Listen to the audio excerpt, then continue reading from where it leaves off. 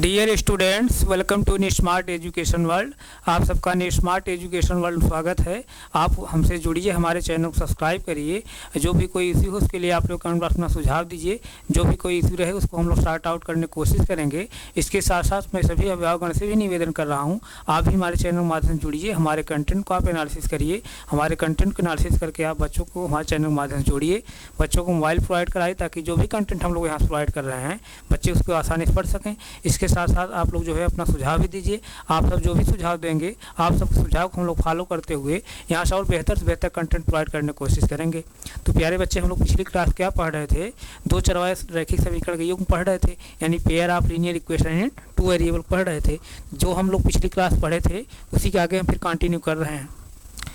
तो पिछली क्लास में हम लोग पढ़े हैं जस्ट, उसी के आगे फिर हम कंटिन्यू कर रहे हैं।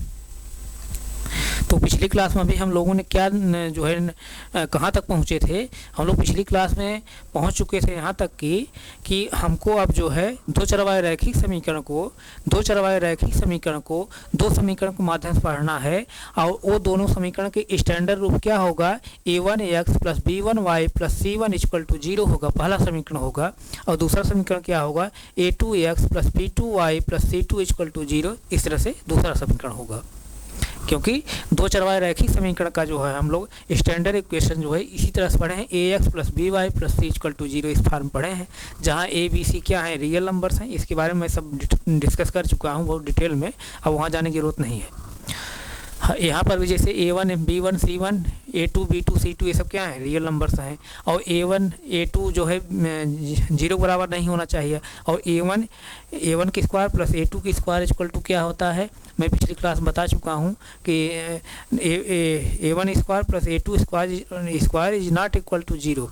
इसी तरह जैसे यहाँ पर जो होता था a square plus b square is not equal to 0, इसी तरह यहाँ पर a1 square b plus b1 की square is not equal to जो है 0। इसी तरह a2 की स्क्वायर प्लस b2 की square is not equal to 0। इस तरह से यहाँ पर है। तो हम लोग अभी जस्ट जो है क्या पढ़े थे, अभी कहाँ तक पहुँचे थे कि हम लोग को अब दो चरवाहे रैखिक समीकरण को दो समीकरण के माध्यम से पढ़ना है, जिसमें पहला समीकरण क्या है? a1x plus b1y plus c1 equal to 0। और दूसरा समीकरण क्या है? a2x plus b2y plus c2 equal to 0।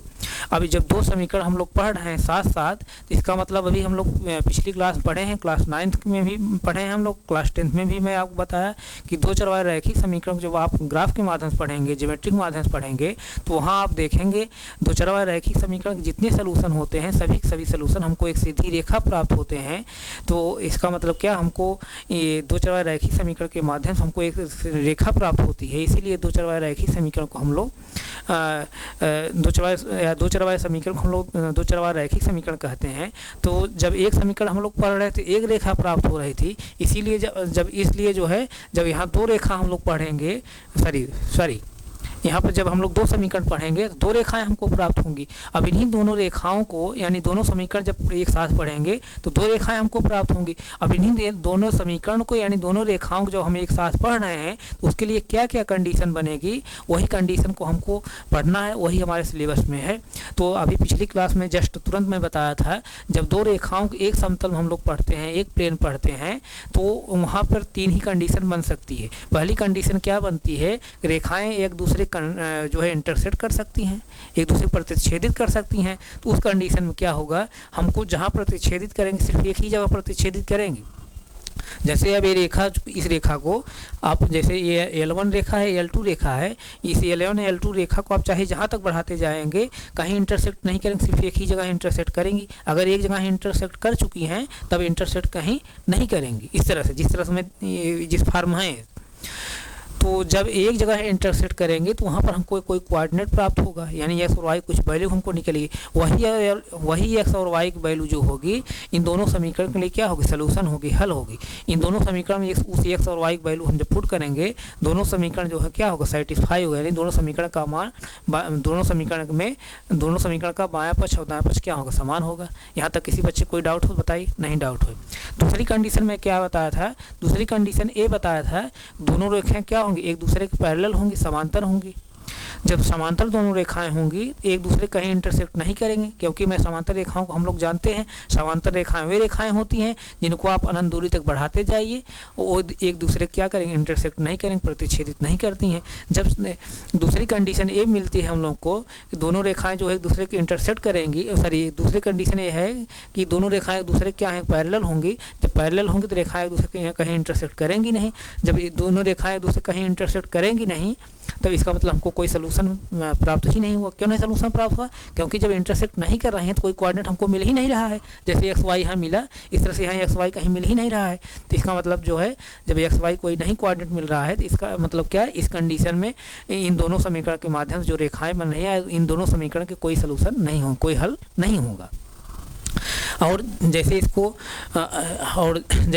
और तीसरी कंडीशन में क्या बताया था, तीसरी कंडीशन ऐसा हो सकता है इन दोनों रेखाओं के माध्यम जो हम इन दोनों समीकरण के माध्यम जो रेखाएं बन रही हैं दोनों, उन दोनों रेखाएं क्या होंगी, एक दूसरे कोइंसिडेंट होंगी, संपाती होंगी।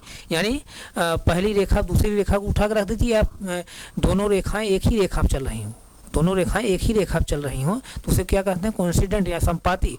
जब संपाती रेखाएं होंगी, दोनों रेखाएं एक ही रेखा पर जब चलेंगी तो एक दूसरे कई जगह इंटरसेक्ट करेंगी, कई जगह प्रतिच्छेदित करेंगी। जब कई जगह प्रतिच्छेदित करेंगी तो उस तरह से हमको एक्स और वाई के तमाम ऐसे कोऑर्डिनेट प्राप्त होंगे। तो कई कोऑर्डिनेट प्राप्त होंगे एक्स और वाई के, तो उस कंडीशन क्या होगा, इन दोनों समीकरण के या इन दोनों रेखाओं के जो है हमको कई सलूशन प्राप्त होंगे, कई हल प्राप्त होंगे। और जब हम अभी हम लोग अभी पढ़ेंगे, अभी ग्राफ जस्ट हम लोग अभी पढ़ने वाले हैं, यानी ज्योमेट्रिकल मेथड से दो चरवाए रैखिक समीकरण को, दो समीकरण को एक साथ अभी हम लोग पढ़ने वाले हैं। आप सिलेबस में जो है दो चरवाए रैखिक समीकरण को दो समीकरण के माध्यम से पहले ज्योमेट्रिकल मेथड से ही बताया गया है। यानी पहले हम लोग को ज्योमेट्रिकल मेथड से ही दो चरवाए रैखिक समीकरण, दो समीकरण को एक ही साथ पढ़ना है। तो अभी जब हम लोग अभी ज्योमेट्री मेथड से पढ़ेंगे इन दो समीकरण को एक साथ जब, तो वहाँ आप यही देखेंगे कि इन दोनों समीकरण के लिए जिनका a1/a2 is not equal to b1/b2 रहता है, वही रेखाएं एक दूसरे को इंटरसेक्ट करती हैं। और इसी तरह जिनका a1/a2 इक्वल टू b1/b2 होता है, is not equal to c1/c2 होता है, वे रेखाएं क्या होती हैं, उस तरह की कंडीशन में रेखाएं क्या होती हैं या समीकरण क्या होते हैं, एक दूसरे क्या होते हैं, पैरेलल होते हैं, रेखाएं एक दूसरे के पैरेलल होते हैं, समांतर होती हैं। तीसरी कंडीशन हम लोग अभी जब देखेंगे कि संपाती रेखाएं वही समीकरण के माध्यम संपाती रेखाएं हमको मिलती हैं जिनका a1/a2 equal to b1/b2 equal to c1/c2 होता है।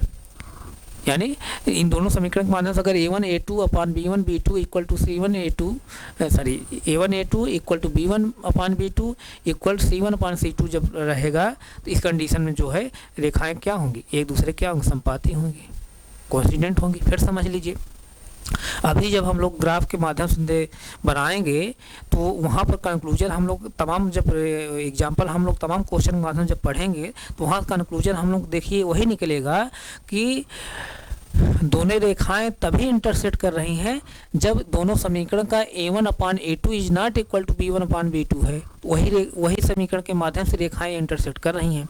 फिर दूसरी कंडीशन हम लोग अभी देखेंगे कि दोनों समीकरण के माध्यम से जिनका a1/a2 equal to b1/b2 is not equal to c1/c2 रहेगा, उन्हीं समीकरण के माध्यम जो रेखाएं दो बन रही हैं वही दोनों रेखाएं क्या होंगी तब उस कंडीशन में एक दूसरे के पैरेलल रहेंगी।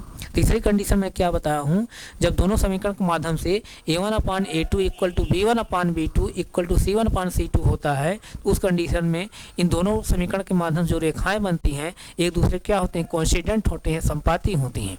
यही जो है ये जो कंडीशन है तीनों, यही कंडीशन हमको अपने सिलेबस में पढ़ना है, यानी क्लास 10th के जो है सिलेबस में यही पढ़ना है। तो आइए हम लोग जो है अभी जहाँ तक पढ़े थे उसी के आगे जस्ट हम लोग कंटिन्यू करते हुए आगे बढ़ते हैं। तो पिछली क्लास में हम लोग जो पढ़े थे, अब हम लोग एग्जाम्पल नंबर 1 पढ़ना है।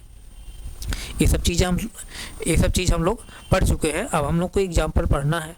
इसको मैं मिटा दे रहा हूँ, इसको नोट करना चाहे नोट करिए, नोट करना चाहे नोट कर लें, मैं मिटा रहा हूँ, नोट करिए। इसको नोट हो गया है, नोट करिए, स्क्रीनशॉट लीजिए जल्द से, स्क्रीनशॉट ले लिए, चलिए ठीक है, मैं मिटा रहा हूँ। आप जो है अपनी बुक ओपन करके एग्जाम्पल नंबर जो 1 है उसको आप जो है पढ़ते रहिए। आपके पास एनसीईआरटी बुक है तो एनसीईआरटी बुक्स पढ़िए, अगर एनसीईआरटी बुक नहीं है, जो भी बुक है आपके पास, अगर यूपी बोर्ड बुक है यूपी बोर्ड्स पढ़िए, डॉक्टर मनोहर रेख की है अगर तो मनोहर रेख वाली बुक्स पढ़िए। जो भी बुक आपके पास है उस बुक को ओपन करके दो चरवाहे रैखिक समीकरण की उनको आप ओपन करके वहाँ से एग्जाम्पल नंबर 1 जो है आप वहाँ से पढ़ना शुरू करिए। तो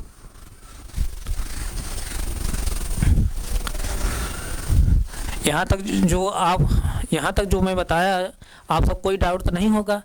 जो भी कंटेंट हम लोग पढ़ रहे हैं एनसीईआरटी से पढ़ रहे हैं, यूपी बोर्ड बुक्स पढ़ रहे हैं और मनोहर एक बुक्स मैं पढ़ा हूँ, पिछली क्लास से ही मैं बताते हुए आ रहा हूँ। और प्यारे बच्चे जो भी कंटेंट मैं यहाँ पढ़ा रहा हूँ इस तरह दो चार रैखिक समीकरण को इस तरह से आप देख लीजिएगा। अब मैं पूरे दावे के साथ में कह रहा हूँ किसी भी ऑफलाइन कोचिंग में भी इस तरह से नहीं पढ़ाया जाता है और किसी ऑनलाइन कोचिंग में भी इस तरह से नहीं पढ़ाया जाता है। तो इसलिए आप लोग से मेरा रिक्वेस्ट है जो भी कंटेंट मैं पढ़ा रहा हूँ उसको आप लोग सीरियसली पढ़िए, गंभीर रूप से पढ़िए। ये जब तक आप लोग ज्योमेट्री मेथड से दो चरवाहे रैखिक समीकरण को आप नहीं सीखेंगे तब तक आप दो चरवाहे रैखिक समीकरण पूरे कॉन्सेप्ट पर आप समझ ही नहीं पाएंगे। तो मैथ जो है ऐसी चीज़ होती है जिसको रटा नहीं जाता है। आप रट के मैथ सोचेंगे हम कामयाबी हासिल कर लेंगे मैथ में, तो वो ऐसा नहीं है। आप मैथ को रटिए, मैथ को समझिए आप। तो यहाँ तक किसी बच्चे कोई डाउट है ना? तो आइए हम लोग आगे बढ़ते हैं। ये सब देखिए, ये तीनों कंडीशन जो अभी मैं बताया हूँ, ये तीनों कंडीशन मैं अभी जो बताया हूँ ये आप सब पढ़ चुके हैं। पहली कंडीशन क्या है, इंटरसेक्ट करेंगे रेखाएं। दूसरी कंडीशन क्या है कि दोनों रेखाएं जो होंगी एक दूसरे के पैरेलल होंगी। तीसरी कंडीशन क्या है, दोनों रेखाएं एक दूसरे क्या होंगी, कोइंसिडेंट होंगी, संपाती होंगी, यानी दोनों रेखाएं एक ही रेखा पर चलेंगी, मिलेंगी। इस तरह से ये हम लोग पढ़ चुके हैं पिछली क्लास में, अभी सब जस्ट जो है पिछली क्लास में। तो यहाँ देखिए क्या कह रहा है कि रैखिक समीकरण युग्म को प्रदर्शित करने वाली दोनों विधियों यथा बीजगणित तथा ज्यामिति को साथ साथ प्रयुक्त किया जा सकता है। आइए कुछ उदाहरण लें। यानी यहाँ पर कह रहा है कि हम लोग ज्यामिति विधि और जो है बीजगणितीय विधि दोनों को हम लोग एक साथ प्रयोग करके कैसे हम लोग दो चरवाहे रैखिक समीकरण को दो समीकरण के माध्यम से कैसे सॉल्व करेंगे और वही पर जो है वो बताना चाह रहा है। तो आइए हम लोग अपने सिलेबस पर आते हैं। हम लोग सिलेबस क्या है यहाँ पर, दो चरवाहे रैखिक समीकरण को दो समीकरण को एक ही साथ हम लोग लेकर पढ़ेंगे। वहाँ पहले हम जो है दो चरवाहे रैखिक समीकरण को दो समीकरण के माध्यम से जो हम पढ़ेंगे, पहले हम लोग ज्योमेट्रिकल मेथड्स पढ़ेंगे यानी ज्यामितीय विधि से पढ़ेंगे। उसके बाद तब हम लोग अलजेब्रिक मेथड से उसको पढ़ेंगे। आइए हम लोग देखते हैं इसको। अब यहाँ से देखिए, आप अपनी बुक ओपन करके एग्जाम्पल नंबर 1 जो है, चलिए एग्जाम्पल नंबर 1 क्या कह रहा है बच्चे, उदाहरण क्या कह रहा है, उदाहरण नंबर 1 क्या कह रहा है। हम अनुच्छेद 3.1 में दिया गया उदाहरण लेते हैं। अखिला मेले में 20 रुपये लेकर के जाती है और वह चरखी की सवारी करना तथा होपला खेल खेलना चाहती है। इन स्थितियों को बीजगणितीय तथा ग्राफिक ज्यामितीय रूप में व्यक्त कीजिए। तो अभी शुरू में ही हम लोग पढ़े हैं अभी, यानी अखिला के बारे में हम लोग पढ़े हैं। अखिला के बारे में क्या हम लोग पढ़े हैं, अखिला के बारे में हम लोग यही पढ़े हैं अभी शुरू क्लास में, पिछली क्लास में, कि अखिला के गांव में जो है एक मेला लगा है। उस मेले में जो है चरखी की सवारी भी लगी है। जैसे सर्कस टाइप नहीं लगा रहता है, चरखी मेले में आता है इस तरह से नाचता है, तो वो चरखी की सवारी लगी है। वो होपला एक खेल होता है वो भी है। तो अखिला ने होपला भी खेलना चाह रही है और चरखी की सवारी भी करना चाह रही है। तो उसने होपला खेल भी खेला और चरखी सवारी भी किया। तो एक बार चरखी सवारी करने के लिए उसको 3 रुपये खर्च करने पड़ते हैं और एक बार होपला खेल खेलने के लिए उसको 4 रुपये खर्च करने पड़ते हैं। और उसके बाद एक कंडीशन आपको दिया है यहाँ पर, अभी बुक में आप देखते रहिए कंडीशन क्या दिया है। कंडीशन वहाँ पे ये दिया है कि जितनी बार उसने चरखी की सवारी जितनी बार किया है उसकी आधी बार जो है उसने होपला खेल खेला है। आइए जो है हम उसको कंटिन्यू करते हैं, आगे बढ़ते हैं। जैसे हम शुरू से चल रहे हैं, फिर शुरू में ही जैसे दिया है और उसको मैं पिछली क्लास में बताया भी था मैं कि थोड़ा सा वहाँ लैंग्वेज जो है गलत यूज किया है, मतलब कि आप कंफ्यूज कर दिया है बुक में, लेकिन इंग्लिश मीडियम वाले में जो सही लिखा है, हिंदी मीडियम थोड़ा गलत लिखा है। जैसे यही है, अखिला अपने गांव के एक मेले में गई, वह एक चरखी की सवारी करना चाहती थी और होपला जो है खेलना चाहती थी। होपला खेल क्या है उसके बारे में पिछली क्लास बता चुका हूँ। उसके बाद फिर क्या कह रहा है यहाँ पर कि जितनी बार उसने होपला खेल खेला उससे आधी बार उसने चरखी सवारी की। यहीं पर देखिए उल्टा लिखा है, यहाँ पर लिखना ये चाहिए था जितनी बार उसने चरखी की सवारी की उसके आधे बार जो है उसके आधा जो है उसने होपला खेल खेला, ये लिखना चाहिए था, लेकिन लिखा नहीं ऐसा। इसमें इंग्लिश वाली मीडियम वाली बुक में लिखा है।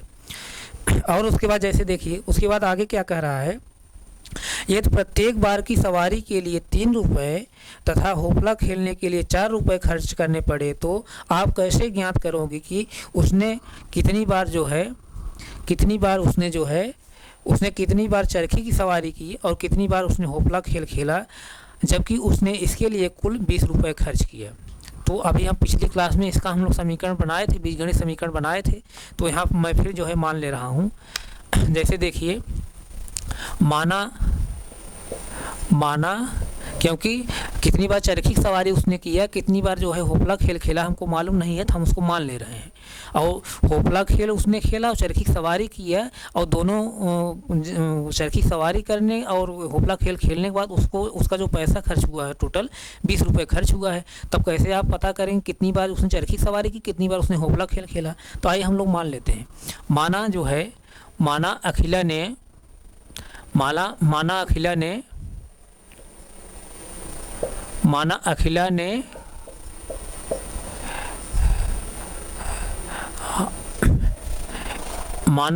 ने X बार चरखी की सवारी की, X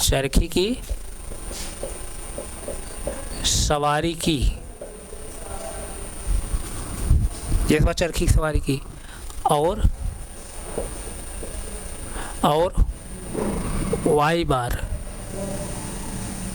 Y बार जो है होपला खेल खेला,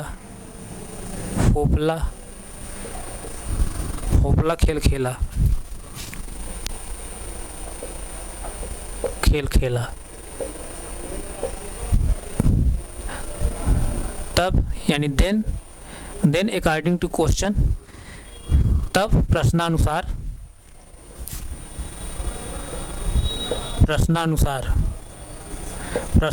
क्या होगा बच्चे? प्रश्नानुसार ये होगा, पहली कंडीशन ये कह रहा है जितनी बार उसने चरखी की सवारी की है उसकी आधी बार उसने क्या खेला, होपला खेला है। होपला संख्या हम लोग क्या माने हैं, y माने हैं, और सवारी संख्या क्या माने हैं, x माने हैं। यानी तब क्या होगा, y इक्वल टू क्या हो जाएगा यहाँ से, आप x बार सवारी किया हो, x का आधा बार यानी 1/2 जो है हाफ x। इसको और हम सिंपलीफाई जब कर लेंगे बच्चे क्या हो जाएगा, यहाँ से क्रॉस मल्टीप्लाई कर ले रहे हैं तो 2y इक्वल टू क्या हो जाएगा, 1 में जब x मल्टीप्लाई करेंगे क्या x ही होगा। ये देखिए 2 मल्टीप्लाई यहाँ करेंगे, ये नीचे है और डिनोमिनेटर में है और ये न्यूमरेटर है। अब न्यूमरेटर 1 है, 1 में जब x गुणा करेंगे x ही आएगा, 2 मल्टीप्लाई जब y करेंगे 2 आएगा। 2y इक्वल टू x हो गया। इसको हम ट्रांसपोज कर दे रहे हैं, पक्षांतर कर दे रहे हैं। पक्षांतर जब करेंगे तो क्या हो जाएगा बच्चे, यहाँ से x माइनस 2y, यहाँ क्या बचा, 0 बचा। इसी को आप अगर उल्टा आप लग रहा है आप इस तरह से लिख लीजिए, x minus 2y equal to 0। Equation number 1 बन रहा है। और पिछली क्लास में और बताया था क्या कि एक बार सवारी करने के जो रुपए लग रहा है 3 रुपये लग रहा है, अब एक बार होपला खेल खेलने के लिए 4 रुपये लग रहा है। तो इसका मतलब जो पैसा टोटल खर्च हुआ है, कैसे हम उसको रखे थे, एक बार सवारी करने कितना रुपये लग रहा है, 3 रुपये लग रहा है। तो अब सवारी कितनी बार किया गया है, मान लीजिए x बार किया गया है, हम लोग माने हैं। तो यानी x गुणे 3 प्लस फिर क्या, होपला खेल कितनी बार खेला गया है, y बार, y और एक बार होपला खेलने के लिए कितना रुपये लगता है, 4 रुपये लगता है। इक्वल टू कितना, टोटल कितना पैसा खर्च हुआ है, 20 रुपये। इस तरह से मैं पिछली जो है क्लास में पेन और पेंसिल का एग्जांपल लेकर के आपको बताया था कि ये कैसे इसको फिट किया जाता है। अब यहाँ तक किसी को डाउट नहीं होगा, कोई डाउट है क्या? पिछली क्लास में भी पढ़े हैं आप लोग। जस्ट इसको हम लोग इस तरह से लिख दे रहे हैं, 3x यानी एक्स में 3 गुणा करें 3x हो जाएगा, 3x plus 4y equal to क्या हो जाएगा 20। इक्वेशन नंबर क्या हो गया 2 हो गया। यहाँ से किसी बच्चे कोई डाउट नहीं? डाउट है। अब ये जो दोनों इक्वेशन हुआ बच्चे, ये दोनों इक्वेशन जो बना है, ये अखिला के बारे में जो बताया जा रहा है, अखिला के बारे में जो जानकारी दी जा रही है, उस जानकारी के अकॉर्डिंग जो है ये बीजगणितीय समीकरण 2 बन रहा है। पहला जो बीजगणितीय समीकरण ये है x minus 2y equal to 0। दूसरा बीजगणितीय समीकरण क्या है 3x plus 4y equal to 20 है। इस तरह से ये बीजगणित के माध्यम से ये इस तरह समीकरण बन रहा है। यहाँ तक किसी बच्चे कोई डाउट नहीं? डाउट है। अब इसको हम लोग ग्राफ के माध्यम से कैसे सॉल्व करेंगे तो वही हम लोग सीखेंगे। तो ग्राफ के माध्यम से कैसे सॉल्व करते हैं इसको, जैसे देखिए अब एग्जाम्पल नंबर 1 हम ले चल रहे हैं आपको। एग्जाम्पल नंबर 1 देखिए, ओपन कर लीजिए बुक अपनी बुक आप देखते रहिए ना। यहाँ तो मैं जो है बोर्ड बुक सिर्फ आप लोगों को दिखाने के लिए मैं ऐसा कर रहा हूँ ताकि आप लोग कंफ्यूज मत हो सर क्या पढ़ा रहे हैं, कौन बुक पढ़ा रहे हैं। आप लोग यहाँ देखते रहिए, यहाँ भी देखते रहिए। जिसके पास बुक नहीं यहाँ देखिए, और जिसके पास बुक लेके बैठे हैं बच्चे वो अपना बुक जो है देखते रहें। तो जैसे देखिए यहाँ पर अब इस तरह से हम लोग बीजगणित के माध्यम 2 समीकरण हम लोग तैयार कर लीजिए। और उसके बाद क्या कह रहा है, आइए इन समीकरणों को ग्राफीय रूप में व्यक्त करें। इसके लिए हमें प्रत्येक समीकरण के कम से कम 2 हल चाहिए। ये सब पिछली क्लास में बता चुका हूँ। अब जैसे देखिए इन्हीं दोनों समीकरणों को हमको अब ग्राफ के रूप से दिखाना है, ग्राफ रूप दिखाना है। तो मैं पिछली क्लास में ही बताते हुए आ रहा हूँ, क्लास 9 में ही बताया, फिर क्लास 10 में भी बताया। 2 चरवाई रैखिक समीकरण को जब हम लोग 2 चरवाई रैखिक समीकरण जब हम लोग एक समीकरण के माध्यम से पढ़ रहे थे तो वहाँ हम लोग उसको जब ज्योमेट्रिकली मेथड्स पढ़ रहे थे तो वहाँ मैं क्या बताया था, 2 चरवाई रैखिक समीकरण को ग्राफ के माध्यम जब हम पढ़ते हैं तो ग्राफ माध्यम से पढ़ने के लिए यानी ग्राफ के माध्यम जब हम लोग उसको ड्रा करते हैं 2 चरवाई रैखिक समीकरण को, तो 2 चरवाई रैखिक समीकरण का कम से कम हमको 2 सलूशन जानकारी होना चाहिए। जब तक 2 सलूशन किसी भी 2 चरवाई रैखिक समीकरण हमको जानकारी नहीं रहेगी तब तक हम लोग जो है 2 चरवाई रैखिक समीकरण को हम लोग ग्राफ नहीं बना पाएंगे।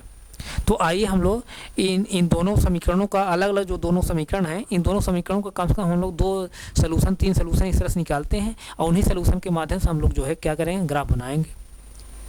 यहाँ तक किसी बच्चे कोई डाउट नहीं? डाउट है? आइए तो मैं सलूशन निकालने में क्या तरीका मैं बताया था, सलूशन निकालने में तरीका यही बताया था, सलूशन निकालने के लिए मैं तरीका यही बताया था कि जैसे देखिए पहला इक्वेशन है x minus 2y equal to 0 है, इक्वेशन नंबर 1 है। अब ये 2 चरवाई रैखिक समीकरण है। 2 चरवाई रैखिक समीकरण के बारे में बताया था पिछली क्लास में कि 2 चरवाई रैखिक समीकरण के अनेक सलूशन होते हैं, अनंत सलूशन होते हैं। यानी यहाँ पर जो वेरिएबल प्रयोग किया गया है x और y के तमाम ऐसी वैल्यू होंगी जिस पर इक्वेशन क्या हो सेटिस्फाई होगा। इसका मतलब क्या, x और y के तमाम जो वैल्यू होंगी जिस पर इक्वेशन सेटिस्फाई होगा, इसका मतलब क्या, इस समीकरण के कई सलूशन कई हल होंगे। तो अब कई x और y तमाम ऐसी वैल्यू होंगी जिस इक्वेशन सेटिस्फाई करेगी, तो कैसे हम वैल्यू x और y कैसी वैल्यू हम मानेंगे कि यही वैल्यू होगी, कि अब तमाम वैल्यू हैं, कौन कौन वैल्यू हम रखेंगे। तो उसके लिए मैं तरीका ये बताया था कि आप जो है एक बार x बराबर 0 रखेंगे तो y की वैल्यू निकल जाएगी, क्योंकि x बराबर जब से 0 रख देंगे तो ये समीकरण जो बनेगा एक चरवाई रैखिक समीकरण हो जाएगा, यानी linear equation in one variable हो जाएगा। जब linear equation in one variable हो जाएगा, एक चरवाई रैखिक समीकरण में जब कन्वर्ट हो जाएगा, तब हम वहाँ से ट्रांसपोज करके यानी उसको सॉल्व करके हम वहाँ x और y के वैल्यू हम निकाल लेंगे। ध्यान समझिए, एक बार x बराबर 0 लेंगे तो y कुछ मान निकलेगा, y बराबर 0 लेंगे तो s कुछ मान निकलेगा। इसी तरह जो है s बराबर 1 लेंगे तो y कुछ मान निकलेगा, y बराबर जब 1 लेंगे तो s कुछ मान निकलेगा, s बराबर जब 2 लेंगे तो y मान निकलेगा, y बराबर 2 लेंगे तो s मान निकलेगा। इस तरह से मान निकलेंगे। तो यहाँ तक किसी बच्चे कोई डाउट बताइए? नहीं डाउट है ना? आप इसको पहले अच्छा मैं निकाल रहा हूँ, आप इसको नोट कर लीजिए, थोड़ा ठीक रहता। नोट करिए, इसको नोट करिए, इसको नोट कर लीजिए। नोट हो गया? नोट करिए। जैसे अब मैं यहाँ से कोऑर्डिनेट तैयार कर रहा हूँ, पिछली क्लास में बताया हूँ, किसी बच्चे को कोई डाउट नहीं होना चाहिए। जैसे हम लोग जब ये समीकरण क्या है, समीकरण यही है, समीकरण नंबर 1 यही है। तो अब यहाँ पर हम लोग जो है जैसे समीकरण क्या है, x minus 2y equal to 0 है, इस तरह से। अब एक बार हम लोग क्या ले रहे हैं, x बराबर 0 ले रहे हैं, x बराबर 0 ले रहे हैं। x बराबर जब 0 ले रहे हैं तो x बराबर 0 रखिए इस इक्वेशन में, 0 माइनस 2y इक्वल टू 0। तो अब यहाँ जैसे देखिए, अब यहाँ से क्या हो जाएगा,